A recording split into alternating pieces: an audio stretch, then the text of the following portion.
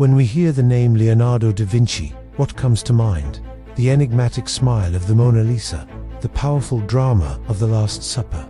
For most, he's one of history's greatest painters, but that's only a fraction of the story.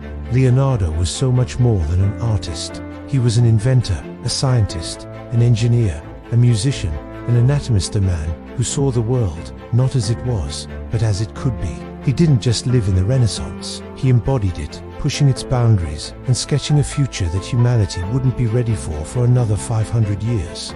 Today, we're diving deep into the life of the ultimate Renaissance man, a genius whose curiosity knew no bounds and whose legacy continues to inspire wonder and innovation.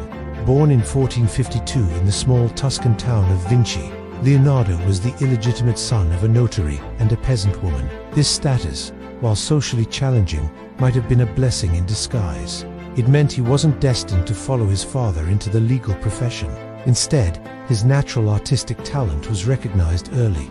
As a teenager, he was sent to Florence, the vibrant heart of the Italian Renaissance, to become an apprentice in the workshop of Andrea del Verrocchio, one of the city's leading artists. Verrocchio's workshop was a bustling hub of creativity, not just for painting and sculpture, but for everything from goldsmithing to engineering. Here, the young Leonardo learned to grind pigments, prepare panels, and master the techniques of drawing and painting. But he absorbed much more. He was exposed to mechanics, metallurgy, and the principles of design. His talent was undeniable. Legend has it that when Leonardo painted an angel in Verrocchio's The Baptism of Christ, his work was so superior that Verrocchio vowed never to paint again. While likely an exaggeration, it speaks to the young artist's prodigious skill. But even as his artistic career began to flourish, Leonardo's mind was already wandering elsewhere. He wasn't content with just painting what he saw. He needed to understand it. Why does a river flow? How does a bird fly? What makes a human muscle contract? This insatiable curiosity became the driving force of his life. He began keeping notebooks, a practice he would continue until his death. These notebooks, filled with thousands of pages of drawings and notes written in his famous mirror-image script, are our greatest window into his extraordinary mind. By the early 1480s, Leonardo sought new challenges and moved to Milan to work for Duke Ludovico. He presented himself not primarily as a painter, but as a military engineer, a designer of bridges, weapons, and fortifications. He designed giant crossbows, armored tanks, and even a scuba-like breathing apparatus for underwater attacks. While many of these inventions were never built, they showcased a mind grappling with problems centuries ahead of their time. It was during his nearly 2 decades in Milan that he also created one of his most iconic masterpieces, The Last Supper, painted directly onto the wall of a monastery dining hall. This mural was revolutionary. Instead of the static, stiff portrayals common at the time, Leonardo captured the raw human emotion of the moment. Jesus announces one of his apostles will betray him. Each apostle reacts differently: shock, anger, doubt, grief. It's a masterclass in psychological drama, a frozen moment of intense human experience. Unfortunately, Leonardo's experimental technique of painting on dry plaster instead of traditional fresco meant the work began deteriorating within his own lifetime, a tragic flaw in an otherwise perfect masterpiece. After the French invaded Milan in 1499, Leonardo's life became nomadic. He traveled through Italy, working for patrons like the ruthless Cesare Borgia, for whom he created incredibly detailed and accurate maps that were unprecedented in their precision. He eventually returned to Florence, where he began work on the painting that would cement his global fame, the Mona Lisa. What is it about this small portrait that has captivated the world for centuries? It's the technical brilliance, like his use of the sfumato technique, a subtle blurring of outlines that creates a smoky, atmospheric effect. It's the lifelike quality, the sense that she is a real person looking back at you.